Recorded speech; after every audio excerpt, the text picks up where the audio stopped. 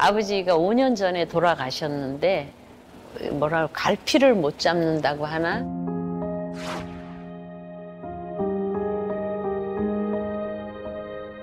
아버지 다녀올게요. 오늘 일 보고 올게요. 그리고 또 들어오면 아버지 저 자요.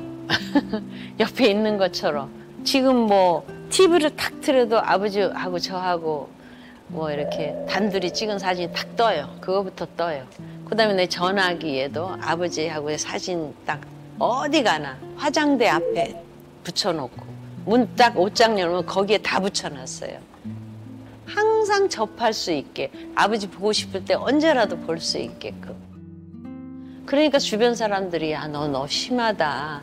너 중증이야. 막 이러고 걱정들을 하고 내가 안정이 안 되고 아무도 없는 허허벌판에 저 혼자 서 있는 것 같고.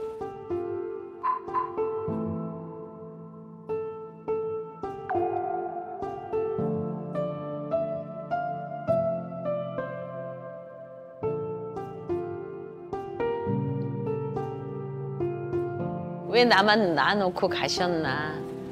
끝까지 나를 책임을 지셔야지. 막 이런 생각이 막 들고 그거를 벗어나지를 못할 것 같아요. 앞으로도 그냥 계속 아버지와의 추억 속에서 살 것 같아요.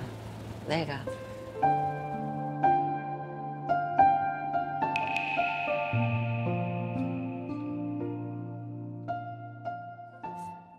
선생님 아버님이 5년 전에 작고하셨군요. 네. 네. 101살 때 돌아가셨어요. 와. 네. 저희 아버지는 돌아가시기 일주일 전에도 육회를 드셨어요.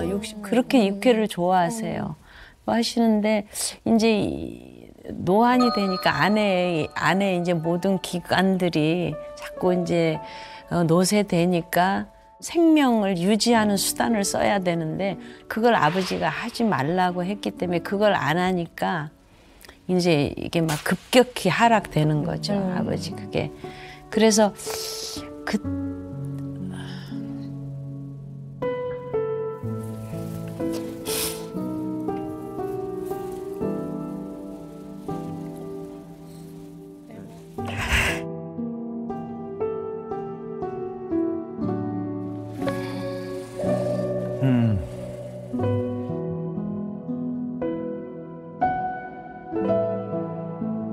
저도 네, 최근에 아버지가 돌아가셨죠. 얼마 안 됐습니다. 6월 5일 날 이제 세상을 떠나셔서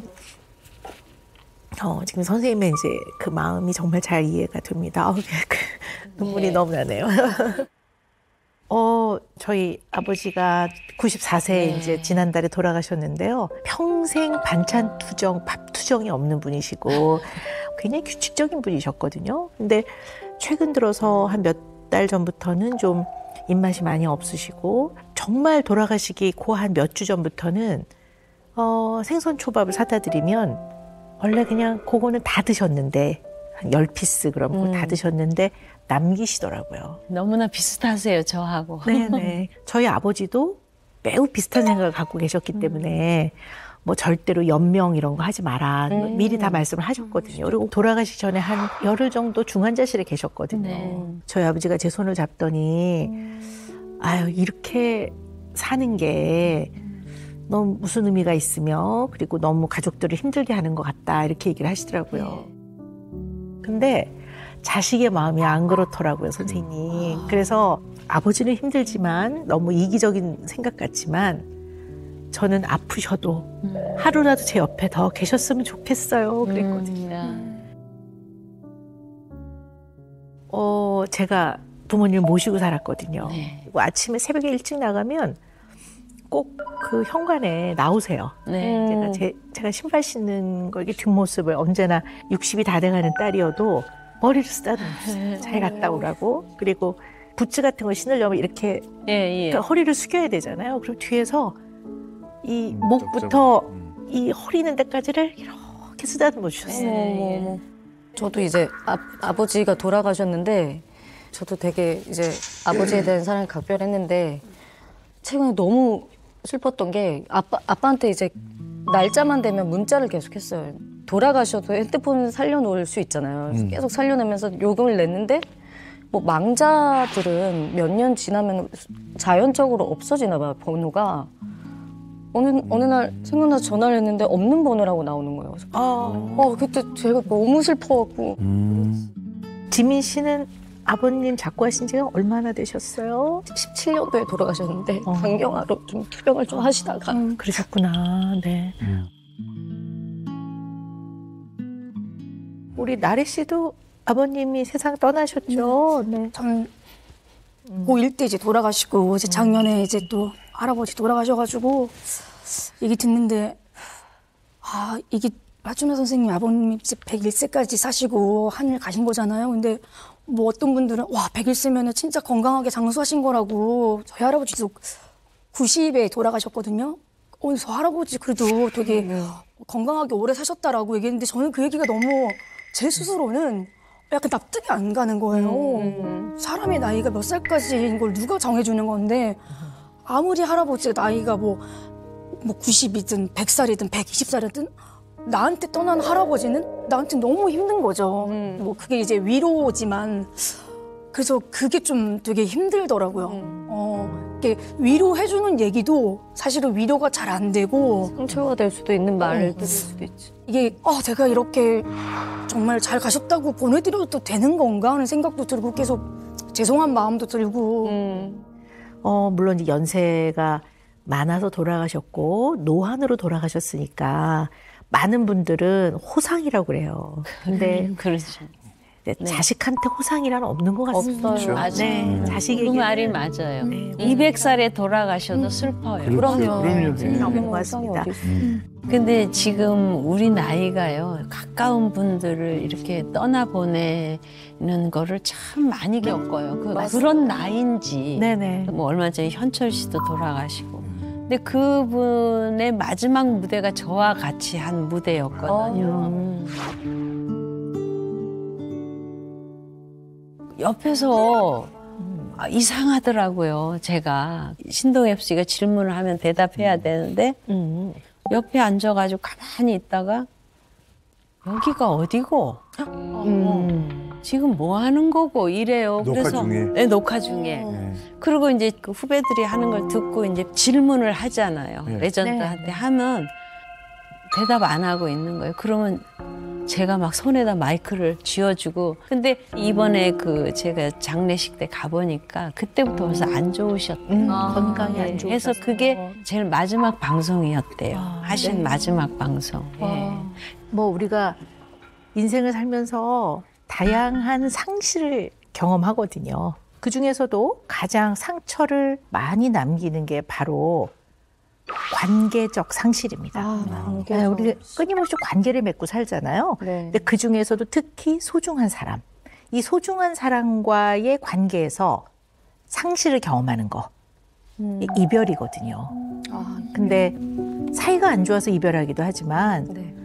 부모님의 그런 부분은 마음의 준비가 안 되는 것 같습니다. 부모님. 그러니까 태어날 때부터 옆에 있었고 늘 같이 살았기 때문에 돌아가신 일이 생겨야 그때부터 이제 실감이 나면서 준비가 되지 미리 준비는 마음의 준비가 안 되는 것 같아요. 그게 떠날 거라고 생각을 못 하는 것 같아요. 그런 말들 있잖아요. 아유, 산 사람은 다 살아. 뭐 이러는데 5년이면 조금 이제는 일상으로 돌아와서 어떨 땐 좀 잊고 지내는 시간도 있을 법한 그런 세월인데 여전히 아버님을 너무너무 그리워하시네요. 네. 충분한 애도 시간을 가지라고 늘 선생님께서 그렇죠. 말씀하시잖아요. 그렇죠. 네. 근데 그게 보통 이제 통상 한 3개월에서 6개월. 네. 춘학 고객님 같은 경우는 사실 아버님이 한 5년 전에 돌아가셨으니까 일반적인 애도 시간은 조금 더 지났다고 봐야 되는데 네, 불구하고 네. 아직도 굉장히 이렇게 좀 슬픔에 잠겨 있어 보이거든요. 이제 이런 큰 마음의 아픔과 슬픔을 겪게 됐을 때 사람들이 보이는 반응들이 있어요. 첫 번째는 일단 부정해요. 네. 근데 개인적으로 암 선고 같은 걸 받아도 그래요. 아, 이거 오진일 거야. 네. 다른 병원을 찾아가 보기도 하고 이게 인간의 기본적인 마음이에요. 이제 그 다음에는 화가 나죠. 어떻게 우리한테 이런 일이. 그렇지. 네. 맞아. 네. 왜 하필 나야. 네, 왜 나야? 그리고 내가 열심히 살았는데 내가 누구보다도 내 괜찮은 사람인데 이러면 이제 화가 나죠. 이제 그 다음에는 바게인을 하기 시작해. 협상을 해요. 예를 들면 나를 살려주신다면 이렇게 되는 거죠. 네, 이 시기도 지나고 나면 그 다음에 우울해집니다. 그래서 디프레션에 빠집니다. 그 다음에 이 과정을 또 다 겪고 나면 마지막에 모든 상황들을 받아들이기 시작합니다. 그래서 accept 한다. 그래서 A. 요거를 이제 다 약자를 모아보면 다부다 리액션이라고 하는데요. 저는 좀 아직도 좀 슬픈 것 같아요. 네. 물론 이제 머리로는 다 받아들이지만 아직 마음으로는 얼마 안 되셨는데. 네, 아직도 좀 많이 슬프고. 그래서 저도 그 아버지 입원해 계셨을 때 우리 아버지가 입원해 계신다라는 걸 증명하는 스티커가 있는데 그걸 제가 휴대폰 뒷면에 붙여놨거든요. 언제든. 네. 근데 지금 이제 돌아가셨음에도 불구하고 아직도 그거를 못 떼고 있어요, 제가. 네. 그래서 저는 아직도 좀 슬픈 단계에 있는 것 같은데요. 네. 우리 지민 씨는 아버님 돌아가신 거를 지금 억셉트 단계입니까? 아니면 디프레션 단계십니까? 어느 단계인 것 같으세요? 억셉트인 것 같아요. 그래요? 네, 근데 좋은 의미에서 좀 받아들임? 저도 혼잣말도 항상 방송 들어가기 전에 최근까지는 안 했는데 돌아가시고 나서 몇 년 동안은 아빠 나 오늘 잘하게 해줘? 나 오늘 잘 터뜨리게 해줘? 막 그런 정도였던 것 같아요. 저는 2년 반 정도 됐는데 솔직하게 말씀드리면 잘 생각은 안 나는 것 같아요. 오히려 현실에 지금 더 아내나 그 아기들하고의 지금 삶이 워낙 또 지금 치열한 시기이기 때문에 옷방에 이제 어머님 명정사진이 있는데 가끔 이제 일 끝나고 좀 힘들 때 엄마 나 오늘 돈 벌어 왔어? 하고 이제 한번 영정사진 이렇게 쓰다듬고 다시 뭐 그 정도. 네. 네. 그러니까 우리 형돈 씨는 억셉트 단계라고 볼 수 있거든요. 네. 수용 단계. 네, 우리 나래 씨는 어떤 거 같으세요? 저는 한 4번에서 5번 정도? 왜냐면 가끔씩 꿈을 꾸면요. 안 돌아가신 것 같아요. 나도 꿈에 자주 나오신다.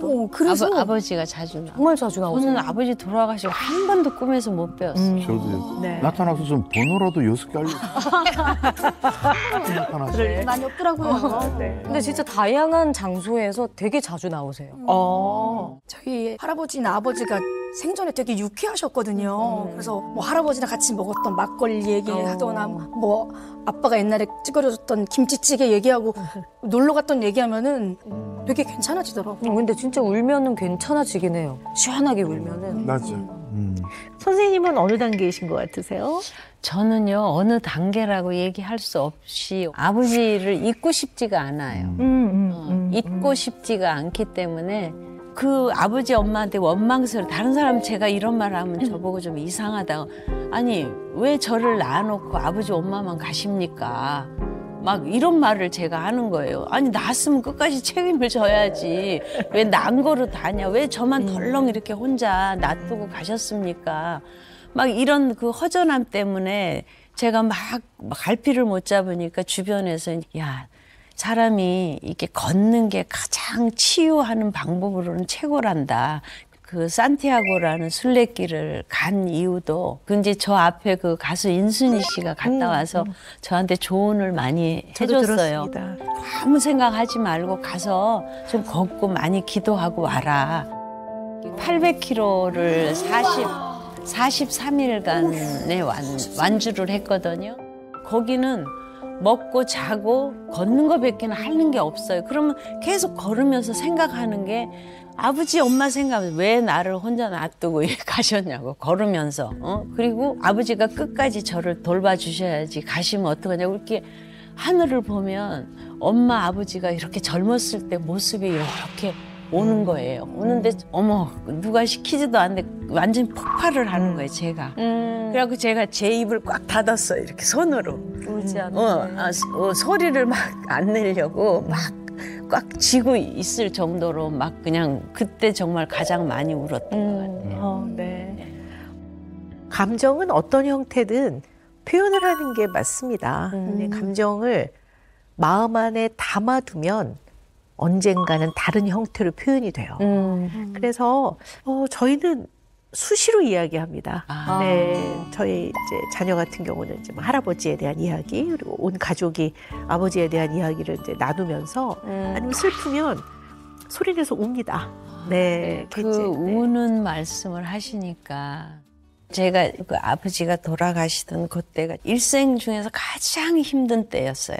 근데 왜 그런 상황이 됐냐면 미국에 사는 동생이 갑자기 뇌수막종이라는 병이 생긴 거예요. 그게 생겨서 이제 한국에서 수술을 했는데 깨어나야 되는데 안 깨어나는 거예요. 아유, 저런. 중환자실에 있었을 때 네. 아버지 상을 당했어요. 그러니까 저는 이렇게 조문객을 맞이는 하지만 제 몸만 있는 거예요. 이 머리는 동생한테 가 있어요. 네, 동생 네. 중환자실로. 네네. 그러니까 그때 저 괴로움은 너무나 제가 힘드니까 이런 생각이 들더라고. 아, 아버지는 이제 편히 가시고 우리 춘엽이가 아파요.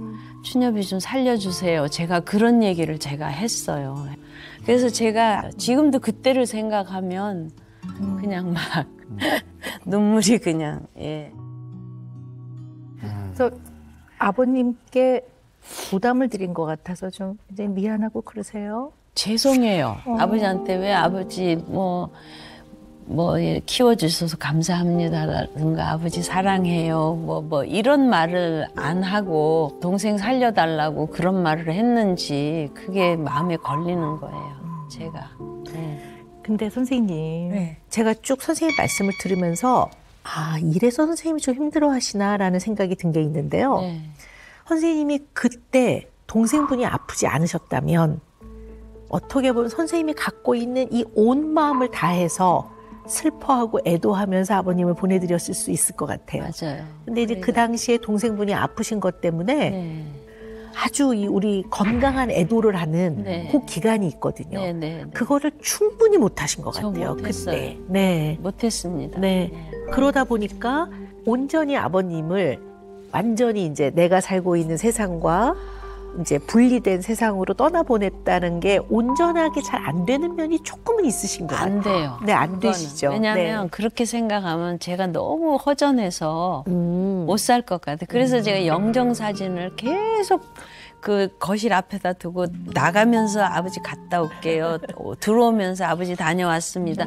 이랬을 때 누가 그 영정 사진을 이렇게 오래 가지고 있는 건 좋은 게 아니라고 빨리 치우라고 그러더라고요. 주변 분들이 계속 있게 하시려고 좀 노력을 많이 하시는 것 같아. 말로도 그렇고.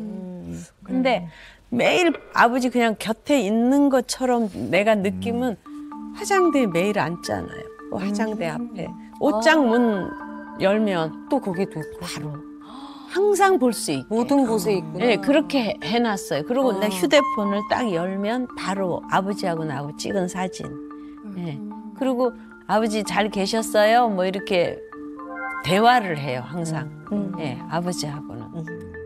아니 그래서 제가 어떤 그림을 좀 그려달라고 사전에 제가 부탁을 드렸어요. 그러니까요. 네, 기억나시죠? 네. 동그라미 중심 가족화라는 그림인데요. 동그라미 안에 가족을 그려보세요 이렇게 하고 각각 가족을 상징할 수 있는 것들을 좀 그려보라고 제가 네네네. 말씀을 드렸거든요. 우리 나래 씨는 그림을 되게 재미있게 그렸어요. 네. 역시 술과 뗄래야 뗄 수 없다라는 걸 알 수 있고요. 그 나래 씨 오른쪽에, 그림의 오른쪽에 있는 분은 누구세요? 커트머리에 낙지를 들고 계시는 네네, 분은 낙지. 네. 엄마. 네. 낙지 가게 하셨으니까. 이제 왼쪽에는 할머니신데 할머니를 생각하면은 김치가 네. 잘 커서 그리고 위에는 남동생 내외랑 되게 조그만 건 조카들이었어요. 아, 네. 그게 그대로 표현이 된 것 같아요.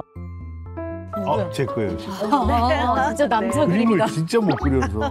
우리 형돈 씨 보니까 원의 가장 중심이 쌍둥이 엄마예요. 지금 보면 가장 중요한. 그러네. 네. 그러니까 우리 형돈 씨는 이 가족의 가장 중심점이 아내라고 생각하시는 것 같아요. 오, 맞아요. 네, 우리 지민 씨. 이야, 다복하다. 근데 이 집이 대가족이야. 진짜 대가족이야. 아주 좋아요. 아주 다복합니다. 아우, 그러네요. 애국자씨들이네. 네. 애국자씨네. 근데 우리 지민 씨가 떠나신 아버님을 굉장히 그리워하고 문자도 네. 보내주시는데 이 그림 안에는 아버지가 없어요, 그죠? 아, 내가 이렇게 지금 가족 하면은 아빠를 생각 안 하고 있구나. 그러니까 떠나보낸 네. 분이라고 생각하나 봐. 네, 근데 또 어떻게 보면 이제 동그라미라는 이 선을 보면 지금 현재 이승과 저승의 경계라고도 볼 수 있는 거니까 마음으로 잘 떠나보내셨다고도 볼 수도 있어요. 그다음에 이제 선생님 그림 한번 볼까요? 맨 위가 네. 아버지. 내 아버지, 자매분. 네. 네, 아버지, 어머니. 아버지 그러면 뭘 그리셨죠? 커피. 커피. 아버지가 그렇게 커피를 좋아하세요. 그러셨군요. 네, 그래서 네. 당신도 열심히 타 드시지만 딸들이 와서 아버지가 타준 커피 맛있어요. 타주세요. 그러면 그 타주시는 것도 이렇게 즐거워 행복하게 생각하셨어요. 네, 네. 네. 남편분은 안 그렸어. 난 직계 가족만 그리는 줄 알고 가족이라 그래가지고 서운해 하실 것 같은데. 괜찮아요. 네, 네.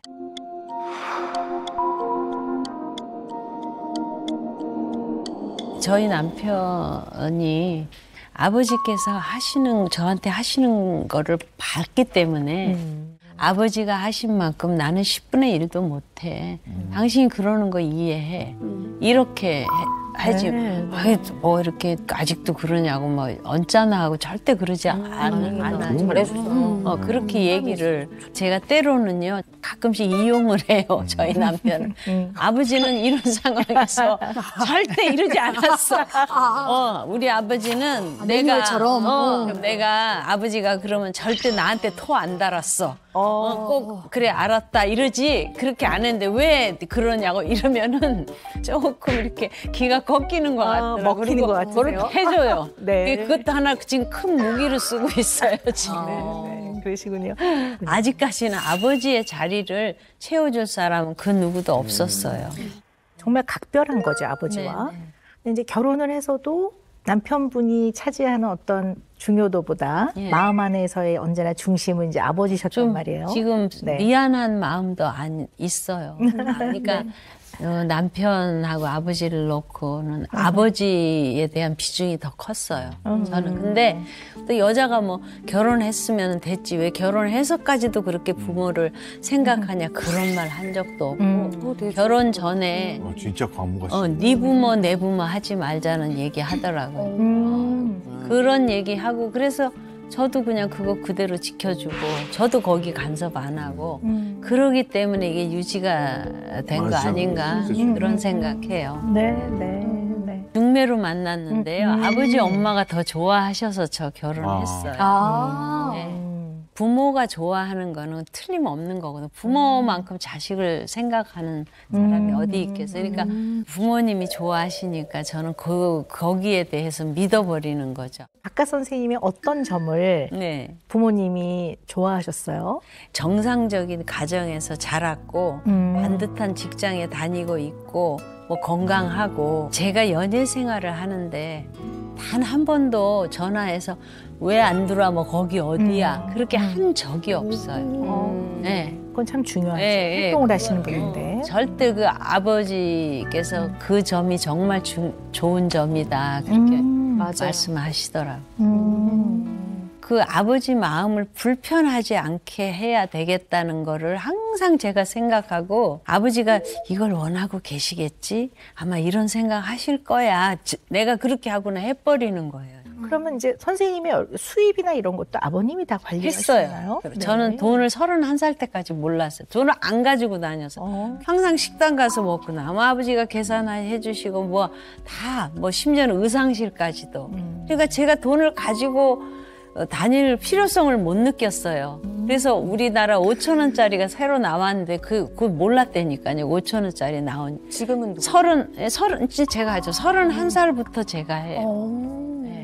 근데 뭐 그 당시에는 또 선생님이 노래를 좋아하시는 분이 그렇게 이제 리사이틀에도 오지만 또 예전에 약간 밤무대 공연이라는 게 있었잖아요. 있었어요. 네, 선생님도 예, 그런 거 좀 그것도. 하셨었나요? 했어요. 네. 그때 상당히 이제 아버지께서 염려하시고 네. 그 딸의 어떤 공연의 진행이라든가 네, 네. 딸의 안전이라든가 또 네. 여자니까 예. 또 밤에 또 굉장히 걱정도 많으셨을 것 같은데. 그러니까 늘 이제 관객이 이렇게 정상적으로 이렇게 다 관객이 보는 것이 아니라 약간 이렇게 한 잔 들어가가지고 보는 거기 때문에 무대를 뭘 던질 수도 맞아. 있고 네. 뭐 여러 과일 가지 던지고. 생각지 못하는 그런 것들이 발생할 수 있어요. 그러니까 그거를 늘 조심하는데 저는 재터리를 휙 던졌어요. 무대에. 근데 제 그 뭐랍니까 그 여기 가장 아픈데 정강이. 아니 정강이 말고 여기를 무슨 뼈라고 그러죠? 어디? 아니 먹고 싶은 거 말고요. 예. 뭐 우리는 그냥 뭐 정강이 뼈. 촛대뼈라고 네, 그러면 촛대뼈. 네, 정강이 촛대뼈. 뼈. 네. 그 뼈에 이렇게 탁 와서 맞은 거예요. 근데 진짜 아팠겠다. 내가 맨발로 맞은 게 아니라 가죽 부츠가 있는 위에 맞았기 그나마 때문에 다행이네. 괜찮았어요. 그때도. 또 이렇게 가수가 노래 팬들이 와가지고 오색 테이프, 색깔 테이프를 이렇게 들고 있다가 목에다가 이렇게 걸어주는 게 또 그때는 그 꽃도 주지만 그러니까 테이프를 들고 막 이러고 무대 앞에서 있으니까 자연히 가면 목을 내밀죠. 그렇죠, 이렇게. 여기다 걸으라고. 근데 목을 딱 내밀는데 딱 이렇게 가지고 여기서 딱 조여버리는 거예요. 여기. 그다음에 와. 막 공연을 하는데 근데 몸이 막 따끔따끔해서 이거 이상해요. 저기 좀 객석 좀 한번 살펴봐요. 몸을 보니까 뻘겋게 막 불켰어요, 몸이. 무대에 보니까 못 있잖아, 못을 이렇게 휘어가지고 새총에다 이렇게 쏘는 거예요. 이렇게.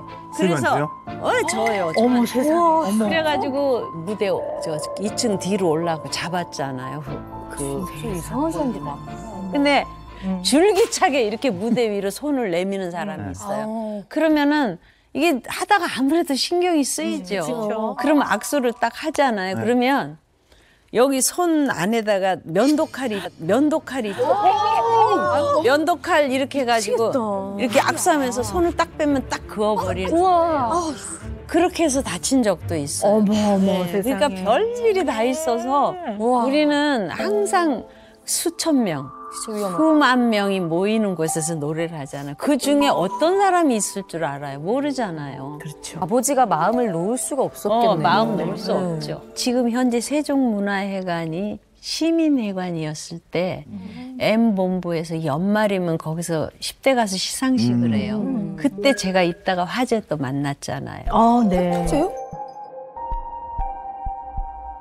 이제 연말 행사니까 데코레이션이 화려하잖아요. 그러니까 과열이 된 거예요. 그래갖고 위에서부터 불꽃이 치치 내려오더니 막으로 붙더라고요, 그게. 순식간인데 그래.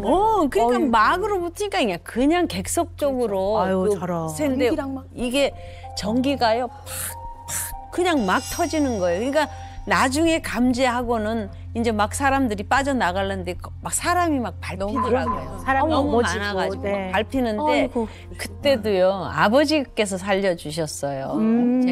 아버지가 저를 이렇게 딱 끌어안고 옆에 비상구를 이렇게 뒹굴었어요. 아유. 네. 아이고, 네. 그것도 아버지가 계셨기 때문에 또 그나마 그렇죠. 또 안전하게 예, 예. 지켰다고도 볼 수 있네요. 네네 그렇습니다. 제가 그 다른 방송에서 한번 하춘호 선생님 관련돼서 영상을 좀 본 적이 있는데 그래요. 제 기억으로는 그때 그 이리역에서 예. 맞아요. 그 영상을 봤던 기억이 나요.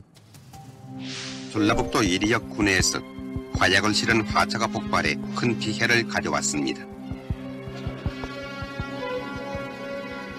위험한 화물을 호송하거나 운송하는 관계자들의 조그만 부주의가 수십 명의 목숨을 앗아가는 등 천여 명의 인명피해를 내고 엄청난 재산 손실을 내게 했습니다. 팽세가 기억이 나요. 그때 난리가 났었어요. 정말 너무나 많은 분들이 일이 여기 지금은 익산이라고 합니다. 익산. 네. 신문에 완전 일면에 그리고 또 선생님이 구조되셨어요. 그때 이주희 선생님이 업고 나오셨어요. 네, 이주일 씨가 네, 업고 나온 것 이게 때문에. 폭파 사고가요. 네. 이 공연이 보통 저녁 공연이 9시에 시작을 해요. 네. 9시 10분쯤 폭파 사고가 난 거예요. 공연 도중에 그러면 그럼요. 그래갖고 극장 지붕이 그냥 내려앉아 버려갖고 그때 희생 당하신 분들도 많이 계시고 네, 많이 구경 돌아가셨죠. 오셨다가 네. 그리고 우리는 완전히 이게 무슨 전쟁 난 줄 알았죠. 네. 아 이게 이북에서 천해로 왔구나. 그러고는 막 여기저기서 신음소리가 전체 불이 나갔기 때문에 앞이 안 보였어요. 아, 그냥 하늘에 별만 보이는데 막 여기저기서 신음소리 나는데 거기서 이주일 씨가 나를 업고 도망을 간 거예요. 전쟁 난 줄. 그럴 수 있죠. 국도로 도망을 가는데 벌써요. 예전에 왜 흑백 우리 한국 전쟁 때 보면 막 이불 이고 네. 뭐 쌀보따리 들고 피난 가던. 그 그림이 그대로 있어요. 다 이렇게 피난 가는 식. 그러니까 그 사람들도 전쟁 난 줄 안 거예요. 그러니까 군산에 가가지고 도립병원으로 들어간 거예요. 문이 다 닫혀 있었어요. 그때 늦은 시간이니까. 근데 도립병원이 열려 있어갖고 가니까 벌써 환자들이요. 침대가 모자라가지고 그 병원 앞마당에 다 눕혀놓고 응급 치료를 하고 있더라고요. 엄청난 폭발이었거든요. 네. 정말 큰 사고였거든요. 그러니까 우리는 그게 어디서 폭파가 됐는지도 모르고 움직였지. 그 후에 알았죠. 그러면은 그때 다치고 나서 얼마만 회복하신 거예요? 나는 극장 지붕이 내려앉으면서 어깨 그 벽돌이 어깨 타박상이에요.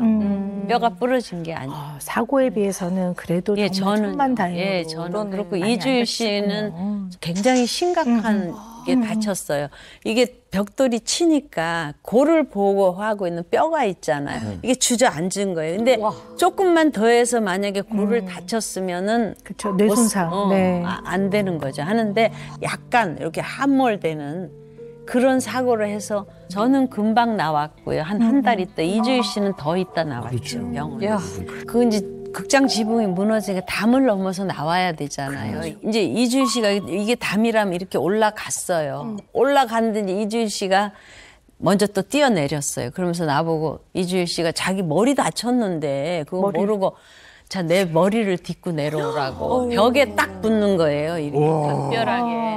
그래서 저는 기사가 막 났어요. 의리의 사나이, 하춘아 업고 뛰다, 이렇게 났는데, 이제 공연하면서 우스갯소리를, 내가 하춘아 씨가 그때 머리 뒷고 내려가지고 머리가 빠져서 그때부터 안 나온다고, 그 얘기 하면서. 역시 개그맨 아니, 그리고 또 뭐라 그러냐면 이러는 거예요. 제가, 하춘아 씨가 좋아서 내가 업고 나왔겠느냐고.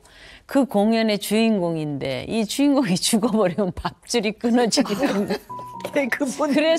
그래서 얻고 나왔다고.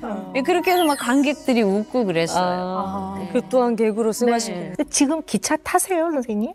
기차건 비행기건 스케줄에 따라서 타는데 좁고 폐쇄되고 지하 이런 거는 제가 좀 꺼려해요. 그런데 그러시군요. 네. 사실 이제 이러한 큰 사건, 재난 이런 걸 겪었을 때 이제 트라우마라고 하는데요. 이런 트라우마 같은 사건이 있게 되면 사람들은 이 사람이 평소에 강하냐 약하냐고는 아무 상관이 없고요. 누구라도 그 트라우마에 의한 반응이 생겨요. 그래서 처음에는 급성 스트레스 반응이 생겨요. 네. 막 불안하고 막 공포스럽고. 그래서 요 시기를 거쳐서 어느 정도 회복이 되는 사람이 있고요. 트라우마를 겪고 나면 대부분은 다 PTSD, 외상후 스트레스 장애를 겪게 되는 경우가 참 많아요. 이건 진짜 트라우마거든요. 제가 그래서 엄청난 그 사고였거든요. 밑에 지하라든가 폐쇄된 공간을 못 들어가요. 지금 제가 이번에 산티아고에서요 목욕탕에 30분을 갇혔어요. 진짜 막 처음에는 조금만 기다려 이제 밖에서 그러니까 이렇게 기다리는데 막 식은땀이 막 줄줄줄 나면서 나중에는 이게 막 소리를 지르게 돼요. 빨리 열지 막 이렇게 되더라고요. 네. 그러니까 그 트라우마, 그 위험을 겪었던 상황에서 또 거기서 공연을 하셨죠. 그 곳을 돕는 공연을 하셨죠. 다시 이리역을 가셨단 말이죠. 네네. 진짜 그게 어떤 그게요. 마음을 이리역을 일이 이재민들이 워낙 심각하니까 그때는 도와야 되겠다는 생각으로 처음에 서울에서 이미 공연을 해서 수익금을 보내줬어요. 네. 보내주고 그 다음에 일이 현장 가서 또 한 거예요. 두 번째예요, 그게. 근데 그게 그게 보기만 해도 네. 그때 그 무서움이 확 올라올 것 같은. 아니 그래도 저는 뭐 공연하는 거 그런 거는 그런 거 하고 상관없이 했어요. 아니 그 왜냐면 지금도 지하를 잘 못 예, 내려가신다고 못 하는데 예. 그 현장에 다시 간다라는 게 누가 책을 썼어요. 이리역 폭파 사고에 대해서. 거기에 보면 하추나 리사이틀에 갔다가 돌아가셨는데 그 주머니에서 하추나 사진이 나왔다. 그때 어떻게 했냐면 공연장에서 사진을 팔고 다녔거든요. 그것도 하나의 한 사람의 비즈니스였어요. 요즘 굿즈 같은 10장씩 묶어가지고 파는 거예요. 이렇게. 그러니까 그런 얘기가 너무나 그냥 미안하고. 죄송스럽고 근데 그게 인간에 대한 사랑이라니까요. 물론 여전히 트라우마로 힘들어하시는 분이 다 그렇다는 건 아닙니다. 근데 선생님의 경우는 선생님의 팬, 대중들에게 그들의 사랑을 선생님도 느끼지만 선생님이 사랑을 주는 거거든요. 그 음악 안에서. 네. 이 사랑을 잘 주려면 사랑을 잘 받아봐야 돼요. 이 사랑을 잘 주려면 사랑을 잘 받아봐야 돼요.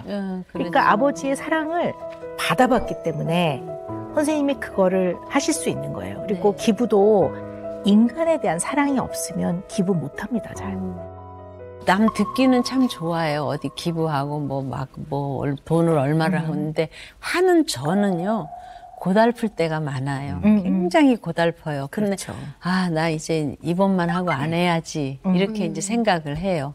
하고 전달식 하러 가서 딱 하잖아요. 그러면 그 사람들의 막 눈에서 막 빛이 나고 희망이 보이고 막 진짜 내가 감동할 정도로 너무 좋아하고 막 기뻐하면 아니야. 나는 계속 해야 돼. 이걸 해야만 돼. 이런 생각이 막 들더라고요. 네.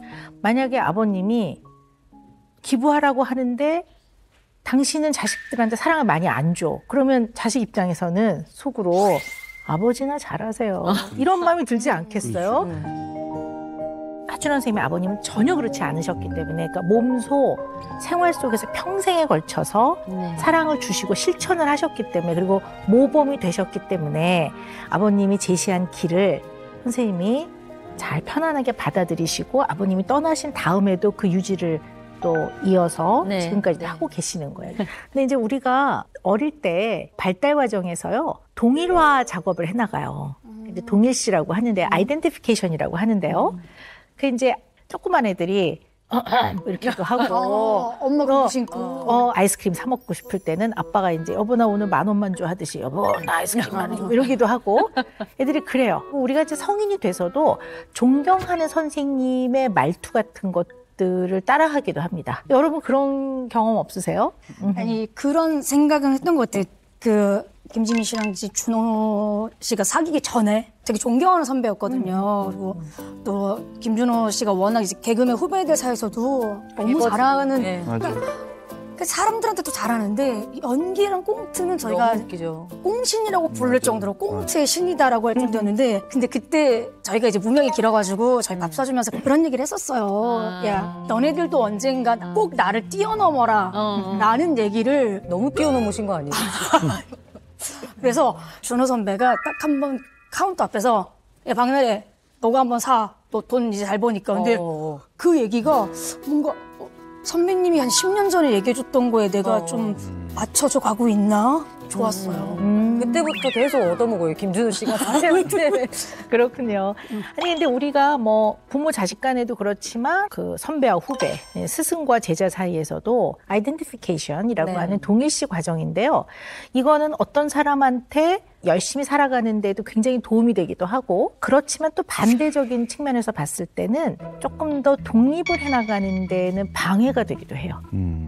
왜냐하면 어차피 동일이는 아니기 때문에 그래서 동일시라는 이런 방어 기제는 양날의 검처럼 양날의 칼처럼 이런 면도 있을 수 있기 때문에 언제나 이걸 좀 고려하고 지내는 건 되게 필요할 것 같아요. 그러니까 되게 부모 자식 간에는 부모님의 말을 거역한다라는 느낌이 드는 거죠. 그거에 선생님이 그래서 그쵸? 미안함이 많으신 것 같아요. 교과서적으로 살았어요. 지금까지 뭐. 심지어는 옆에 주위의 사람들이 아, 넌 도대체 무슨 재미로 사냐? 응? 너 사는 거 보면은 숨이 막히다 그래요. 답답하다 그러는. 근데 네. 저희 아버지께서 맨날 그랬거든. 야, 뭐 공부해라, 뭐 해라, 뭐 해라, 피아노 배워라. 맨날 그러셔. 저한테 주문하는 게 그렇게 많았어요. 제가 아버지 그거는 어려운데요 하면서도 따랐어요. 아니, 선생님께서 그 작성하신 문장 완성 검사 중에 또 생각나는 게 있는데요. 아, 그래요? 내가 저지른 가장 큰 잘못? 그랬더니 선생님 뭐라고 쓰셨냐면 아버지께서 피아노를 배우라고 하셨는데 안 배웠다. 그거예요. 그래서 나중에 피아노 배우셨죠, 선생님? 아니요. 그래서 아버지 딱 네. 돌아가시고 지금 5년 됐잖아요. 네네. 5년 전부터 배웠어요. 네. 지금은 뭐 소녀의 기도 뭐 이런 거 이제 명곡들 크래식 네네. 그거 네. 치고 있어요. 네.